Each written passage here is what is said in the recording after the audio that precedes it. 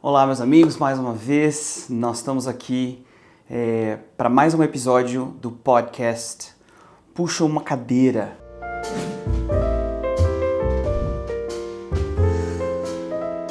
A ideia desse quadro, de novo, é a gente ter um tempinho sentado assim, frente a frente, para eu conversar com vocês sobre coisas a respeito das quais eu tenho pensado, coisas que têm povoado a minha mente, o meu mundo interior e quem sabe, meditar e raciocinar junto com vocês a respeito dessas coisas. Em toda essa nossa jornada nova do canal aqui, esse quadro, esse podcast, Puxa uma Cadeira, que é eu falando sem filtro com vocês, era uma coisa da qual eu realmente não queria abrir mão. A gente está falando um monte nos outros vídeos liberados aqui no canal sobre história, sobre geopolítica, estou mostrando Israel para vocês, tudo isso é incrível, mas esses momentos em que a gente pode sentar e literalmente bater um papo, em que eu posso revelar uma parte mais íntima, talvez, mais profunda de quem eu sou, para mim é super importante, porque toda essa jornada que a gente está caminhando junto aqui, pelo menos para mim, tem o propósito de gerar crescimento, da gente pensar junto, aprender junto e tentar encontrar uma maneira de enxergar esse mundo, de olhar para fora de nós mesmos, uma maneira que seja cheia de esperança e que nos capacite, que nos empodere efetivamente para ver uma mudança positiva no mundo que está à nossa volta.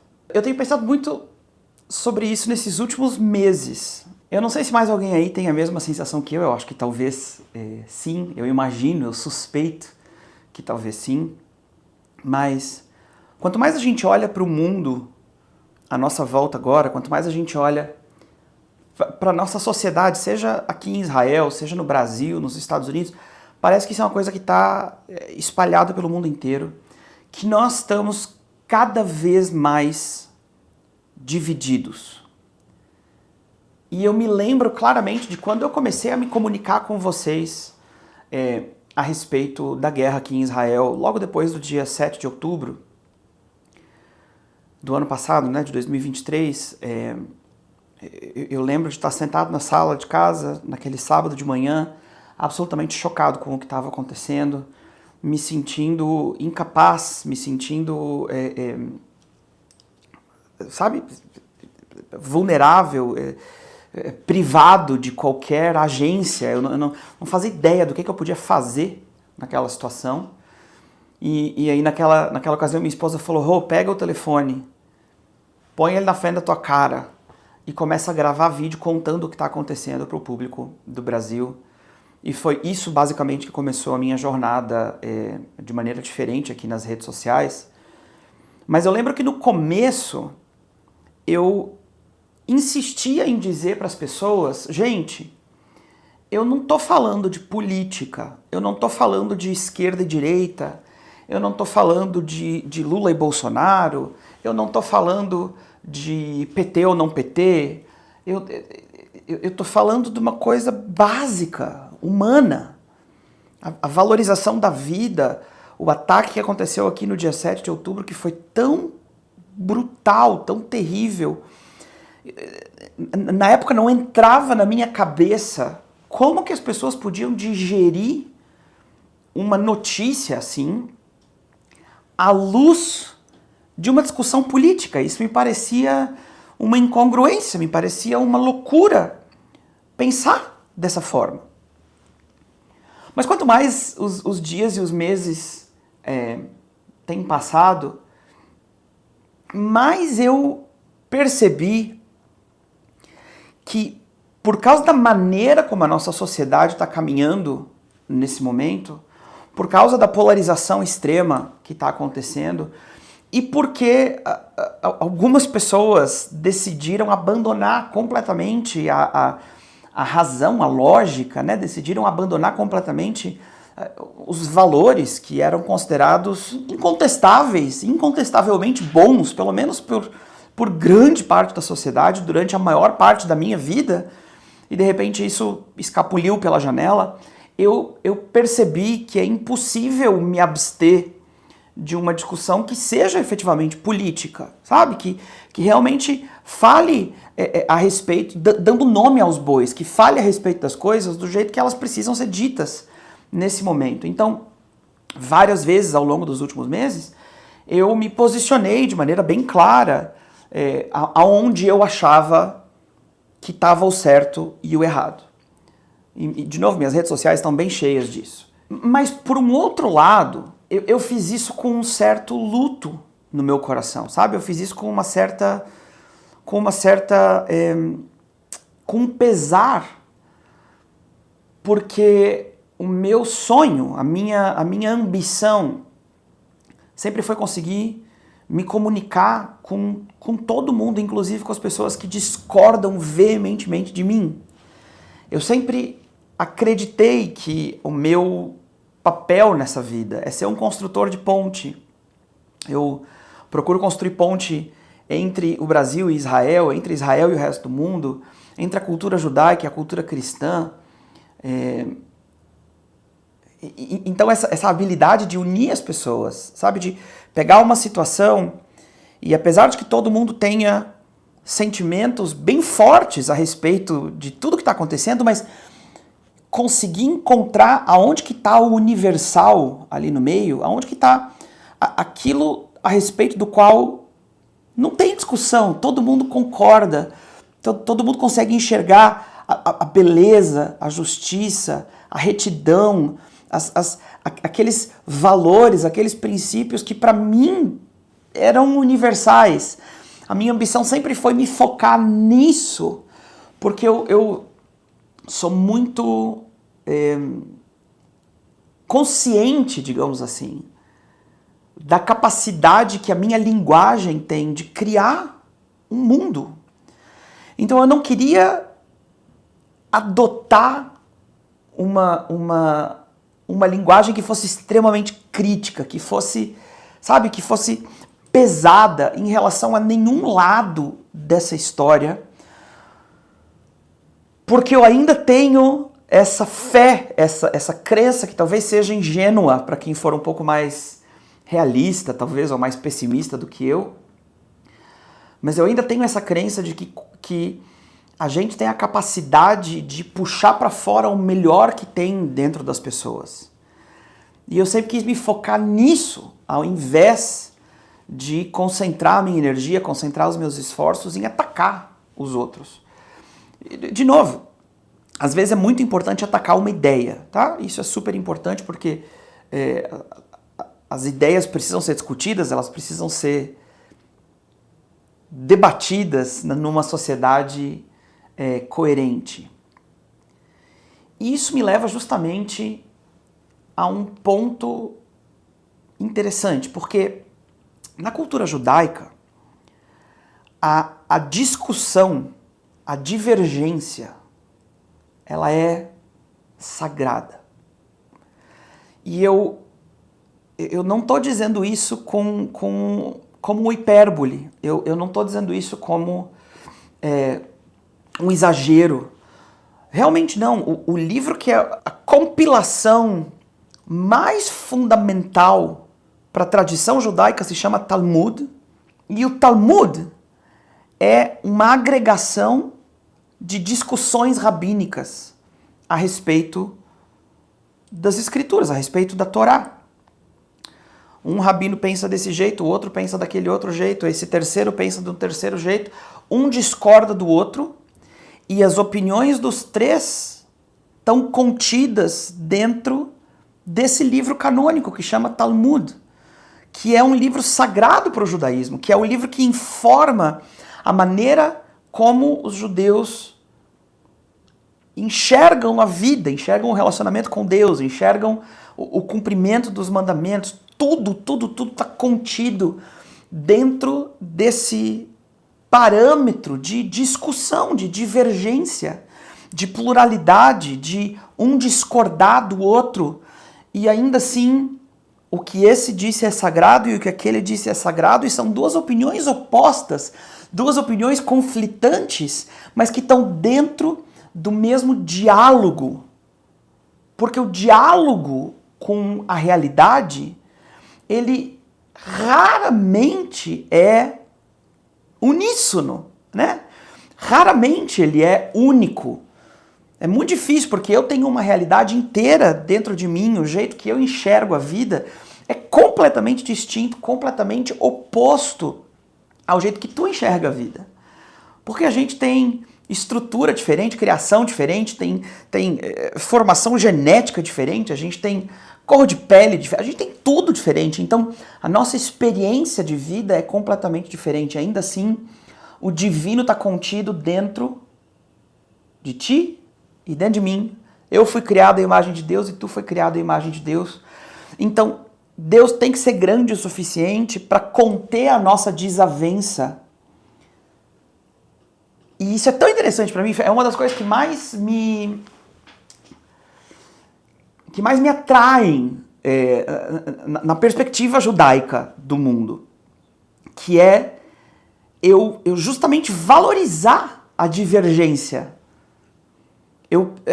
Tem uma tradição que, se você quer estudar o Talmud, você precisa de uma havruta, você precisa de um grupinho de amigos, que vocês vão sentar para estudar a palavra de Deus juntos, e o propósito desse sentar junto para estudar é de um discordar do outro.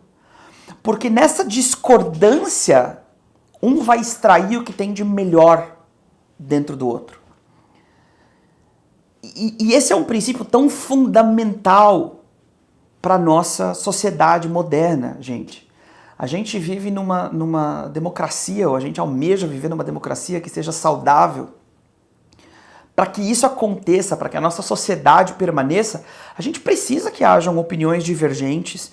Eu preciso me expor a gente que pensa de um jeito diferente que eu preciso conseguir conversar com essas pessoas, a gente precisa conseguir sentar junto na mesma mesa, em volta de uma mesma vontade, que é de nos tornarmos uma humanidade melhor, uma humanidade mais sabe? Só que ao mesmo tempo existe uma deturpação desse princípio. E eu tenho pensado muito nisso nessa semana, justamente porque na segunda-feira agora, dia 12 de agosto, é o dia de Tisha B'Av, o dia 9 do mês Av. A véspera de Tisha B'Av, o dia 9, na verdade é na terça-feira. Esse é um dia do calendário judaico que é extremamente importante para a tradição judaica. Porque é nesse dia em que o povo judeu lembra o luto pela destruição do primeiro templo, lá em Jerusalém, no ano 586 a.C.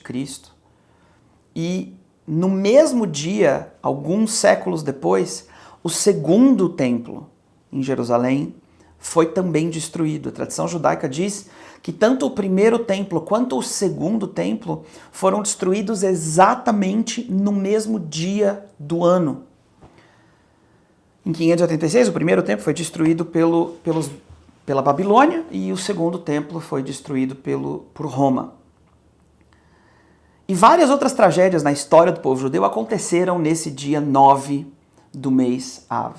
Então o mês Av é um mês de luto, é um mês de contrição, é um mês de rasgar as vestes, digamos assim, né? No dia 9 do mês Av, o povo judeu jejua, igual no Yom Kippur, você não bebe água, não come nada, e passa o dia mesmo em contrição pela destruição do templo.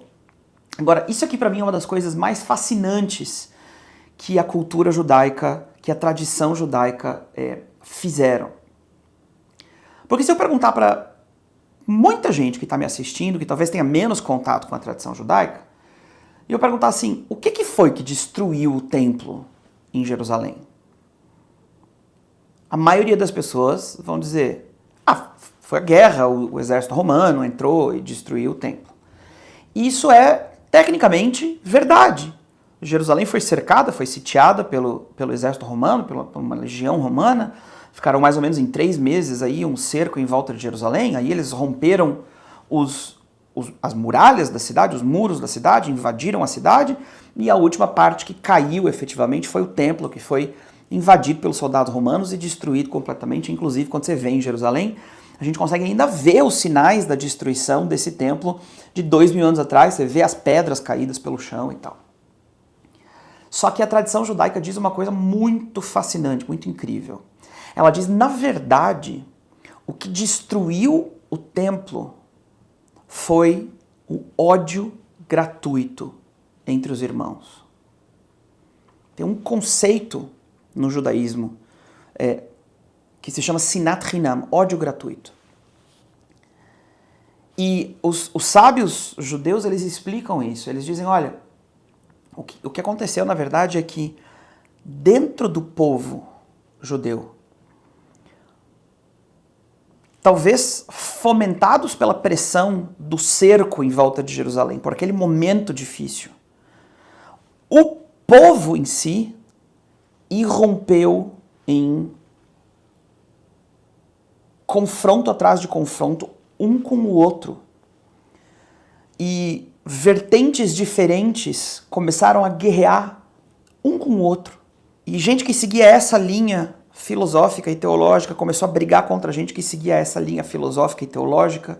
Gente que achava que tinha que se render para Roma começou a brigar com gente que achava que tinha que resistir. E essa implosão do povo foi o que permitiu que o exército romano entrasse em Jerusalém. Foi o que desfez a proteção efetiva que havia em volta da cidade. E eu acho isso, cara, isso é um sinal de maturidade histórica tão fenomenal, porque a tradição judaica, ao invés de apontar o dedo no vitimismo para Roma e dizer Roma que destruiu o templo, ai meu Deus, eles apontam o dedo para si mesmos e dizem Roma foi um instrumento só, foi uma externalização da realidade interna que estava acontecendo dentro de nós enquanto povo. E para mim existe um paralelo muito, muito, muito grande com a realidade que nós estávamos vivendo em Israel antes do dia 7 de outubro. E eu digo até com um pouco de pesar a realidade que nós voltamos a viver agora. De uma briga interna onde a esquerda e a direita estão se degladiando o tempo todo. E a gente que está olhando para a nossa sociedade, como se eu estivesse olhando de fora, apesar de eu estar dentro dela, a gente fica com medo da sociedade rasgar, igual um pedaço de pano, dela se desfazer. E eu sei que todo mundo que está me assistindo do Brasil e de qualquer outro lugar do mundo está tendo o mesmo sentimento, porque Israel é uma parábola para aquilo que acontece no resto do mundo inteiro, não só na época bíblica, inclusive hoje em dia. Então o que nós estamos vivendo aqui é um reflexo, é um sinal daquilo que está acontecendo no resto do mundo. Eu sei que o Brasil também está completamente dividido. E a chave da gente captar aqui nesse negócio é que existem duas posturas, tem dois jeitos de a gente enxergar as coisas quebradas no mundo e enxergar a maneira como a gente pode resolver, tratar essas coisas. A primeira forma é o vitimismo. Eu sentar na minha cadeira, olhar para o mundo em volta de mim e entender que o mundo está quebrado. E que o mundo está quebrado por culpa de todo mundo. O templo foi destruído por causa dos romanos. A política do Brasil está indo para as cucuias por causa daquele grupo e daquele outro grupo. A sociedade está desmoronando por causa daquele lá. A minha família caiu aos pedaços por causa o meu casamento não durou por causa da minha esposa, por causa do meu marido. A gente não vive em paz em casa por causa do filho. A família não consegue sentar junta no domingo ou na sexta-feira aqui em Israel porque aquele outro lá é um encrenqueiro. A gente relega a responsabilidade da destruição para fora de nós mesmos. Esse é um jeito. E outro jeito, outra perspectiva para enxergar esse mundo quebrado é de olhar para o mundo e dizer: o mundo está quebrado, mas a responsabilidade pelo mundo quebrado não está lá fora. Ela não está no político que eu amo ou odeio, ela não está no partido que eu amo ou odeio, ela não está no cônjuge com quem eu me dou bem ou me dou mal, ela não está no filho que é rebelde ou não é rebelde, ela não tá em nenhum outro lugar a não ser em mim mesmo. O que destrói o templo é o ódio gratuito, ou seja, é uma posição, é uma postura interna. A realidade externa do prédio desmoronar é um reflexo externo daquilo que está acontecendo pelo lado de dentro. E essa diferença de postura, ela muda completamente o jeito que a gente encara qualquer situação na vida, gente. Porque quando eu assumo a responsabilidade pelo mundo quebrado, de repente eu não sou mais uma vítima do mundo quebrado. De repente, eu não relego mais a agência que eu tenho, o poder de tomar decisões para que as coisas mudem. Se eu digo: não fui eu que quebrei, fui eu, não foi o outro. Se fui eu que quebrei, eu posso consertar. E o templo em Jerusalém foi destruído faz 2000 anos. Mas o povo judeu jejua todos os anos, nesse período, durante um mês, tira esse mês para ser um mês de introspecção. E apesar de ser um mês de luto, esse é um mês de uma boa notícia, sabe? Por quê? Porque quando eu olho para a destruição social, quando eu olho para os problemas à minha volta, quando eu olho para as dificuldades, para os pepinos, para as coisas que parecem intransponíveis, e eu assumo responsabilidade pessoal sobre essas coisas. Eu digo: não foram os outros, fui eu. De repente, o poder para transformar essas coisas, ele volta para minha mão. E eu acho que eu passei os últimos meses, cara, pensando: mano, como que a gente faz? Aonde que está a linha que nos une? Aonde que está a linha que une o nosso discurso? Aonde que está aquilo que nos aproxima uns dos outros, apesar das nossas discordâncias e divergências? Aonde que está aquele sentimento de vamos trabalhar junto para essa coisa dar certo, pelo amor de Deus? Ao invés de vamos matar todo mundo para ver se o meu jeito vai vencer. Onde que está essa coisa? E eu acho que eu consegui, nessa semana aqui, meditando na minha própria introspecção, me veio esse clique na cabeça. Que é de entender que a nossa cultura moderna e pós-moderna, o que ela está fazendo de prejudicial é de ensinar para essa geração jovem que o mundo está quebrado, que é uma realidade que às vezes não tem como fugir dela, né? Em tantos aspectos o mundo efetivamente está quebrado. Mas o problema do pós-modernismo, e eu ousaria dizer o problema do progressivismo, é que ele está colocando o problema, a responsabilidade sobre o mundo quebrado, sempre sobre os outros. Não sou eu que tenho que mudar, é tu que tem que mudar. Tu tem que mudar o jeito que tu fala, tu tem que mudar o jeito que tu pensa, tu tem que se adequar à minha realidade. E o que isso está fazendo é que isso está roubando a agência dessa geração. Porque a única solução que ela tem é fazer um cartaz e ir para a rua, gritar um monte de asneira numa universidade, porque ela não consegue fazer nada para mudar. Ela é completamente vítima. E ela tem que gritar para ver se alguém ouve, se a sociedade ouve, para ver se alguém aí no governo, se alguém aí nas instituições, se alguém aí que tem autoridade vai ouvir e mudar a realidade social que a gente está vivendo. Enquanto não é essa a solução. A solução é eu olhar para a minha vida e eu dizer, opa, la garantia sou eu. O problema sou eu. A mudança sou eu. Eu não preciso que ninguém mude para que a minha realidade e o mundo onde eu vivo mude. A única pessoa que precisa mudar sou eu. Ao mesmo tempo que essa é uma realidade sóbria, né? Esse pensamento ele parece assustador às vezes, porque você se sente então com a responsabilidade do mundo nas mãos.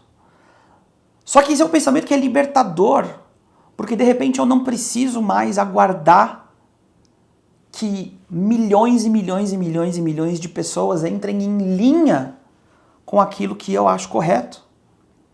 Basta que eu assuma a responsabilidade sobre o meu mundo interior. E o resto não é comigo. O resto é consequência. É tão interessante porque o nome desse mês de introspecção, desse mês de lamento, é Av. Av. E Av, em hebraico, significa pai. E eu tenho 2 filhos, né? Eu tenho um filho de 5 anos e meio e uma menininha mais nova do que ele. Gustav e a Libby. Cara, eles são minha vida, enfim. Até me distraí aqui pensando nos 2. Mas eu tô vivendo um momento super interessante com o Gustavo, com o meu filhinho mais velho. Porque de repente ele tem 5 anos e meio, ele é um excelente comunicador, ele sabe contar história, ele sabe dizer exatamente o que ele quer, o que ele está sentindo. É muito legal a gente ser pai e enxergar essa evolução na vida dos nossos filhos. Só que ele tem uma dificuldade que todos nós temos, é justamente o que eu estou falando aqui. Por exemplo, sei lá, se a gente está brincando, né? Estamos brincando de bola, sei lá eu. E de repente, sei lá, eu chuto a bola ou a gente está brincando de lutinha, eu derrubo ele no chão e dói, que acontece, né? Às vezes a criança se machuca. Eu notei que a reação dele sempre é dizer: tu me machucou. Se eu estou dando banho nele, ele diz: tu jogou água no meu olho. Se ele está brincando com a Libby, com a irmãzinha mais nova, e acontece alguma coisa que desagrada ele sempre diz: a Libby fez isso. E eu tenho gastado tempo corrigindo ele, dizendo, quando a gente está lá brincando, aí ele cai no chão e diz: pai, tu me machucou. Eu digo para ele: filho, o jeito certo de dizer é dizer: putz, pai, eu me machuquei. Você entende a diferença? Quando a gente está tomando banho e eu estou lavando o cabelo dele e respinga água no olho dele, ao invés de dizer: tu jogou água no meu olho, a coisa certa a dizer é: putz, pai, caiu água no meu olho.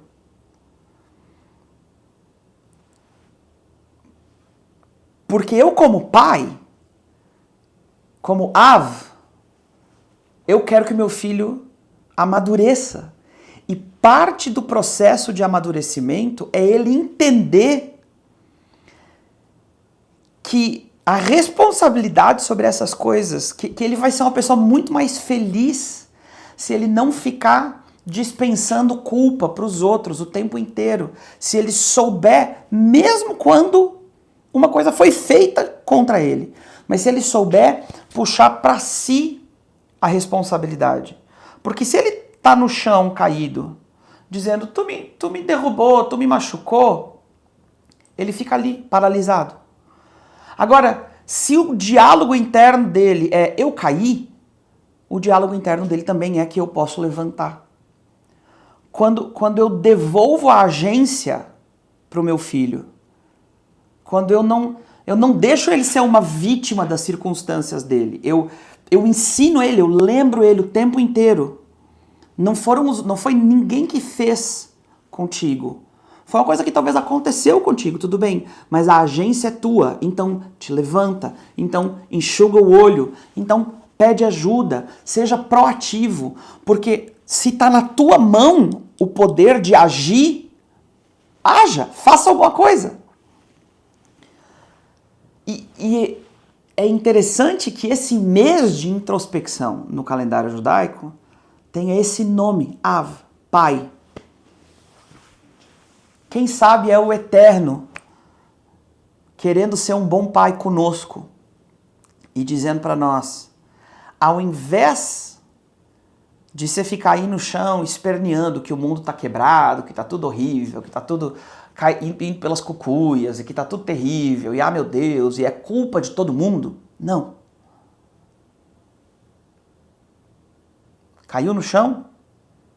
Não diz ele me derrubou, diz eu caí. Então eu posso levantar. Quem sabe o propósito desse mês, ciclicamente nos visitando todo ano, é para todo ano a gente ter uma lembrança de que o nosso Pai, a vida em si, o eterno, a experiência que nós temos nesse corpo, com essas circunstâncias, com essa família, com essa cidadania, com esse governo, com esse país, com essa guerra que nós estamos vivendo aqui em Israel, com isso tudo, que a solução para tudo isso que está quebrado está dentro de mim. Está quebrado por minha causa e pode ser consertado por minha causa. Está dentro de mim. Não está nas mãos de mais ninguém, está nas minhas mãos.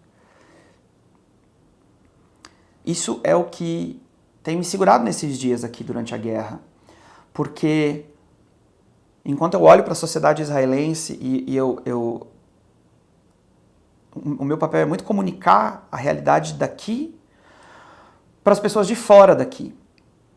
Para fortalecer Israel aos olhos das nações. Então eu não fico fazendo muita crítica. Eu não critico muito abertamente o governo, apesar de discordar do governo veementemente em muita coisa.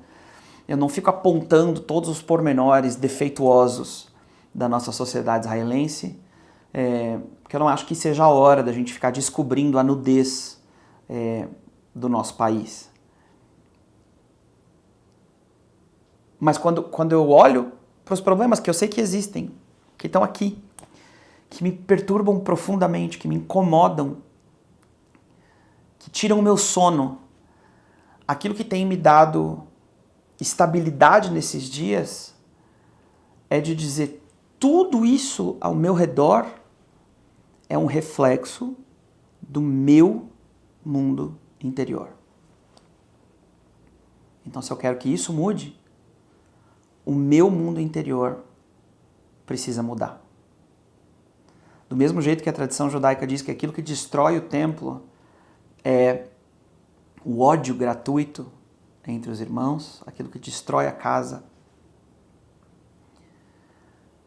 aquilo que constrói a casa é o amor gratuito entre os irmãos. Então a gente começou falando sobre a importância da discussão, a importância da divergência, a importância do desacordo.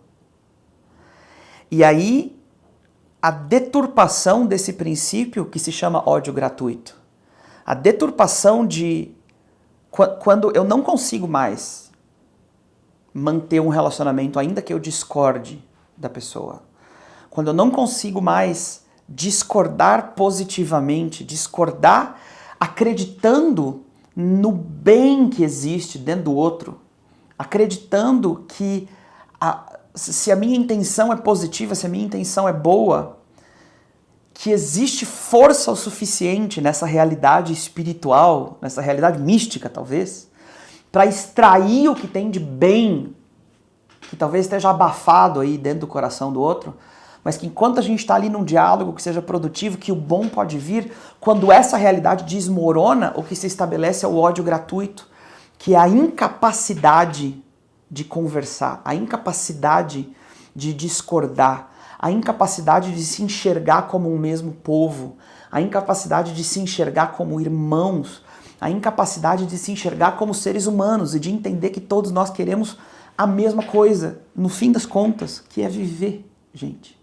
Que é viver bem, em paz, feliz.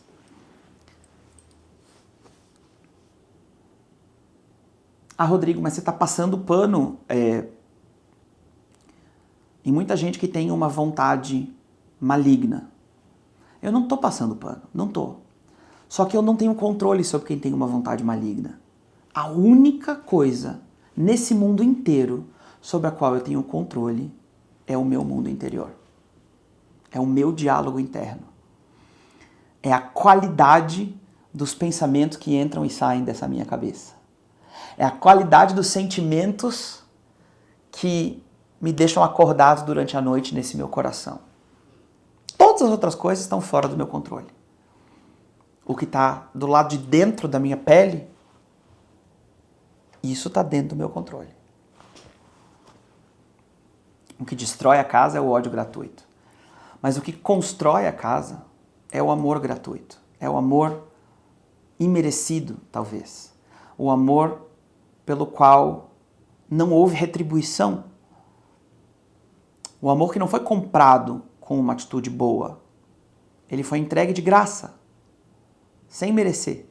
Então, nesse mês de Av, nesse mês do Pai, vamos voltar a ser bons filhos que estão aprendendo o que é ser gente e vamos lembrar que a coisa madura a fazer é chamar a responsabilidade pelo mundo para cá, puxar pro peito.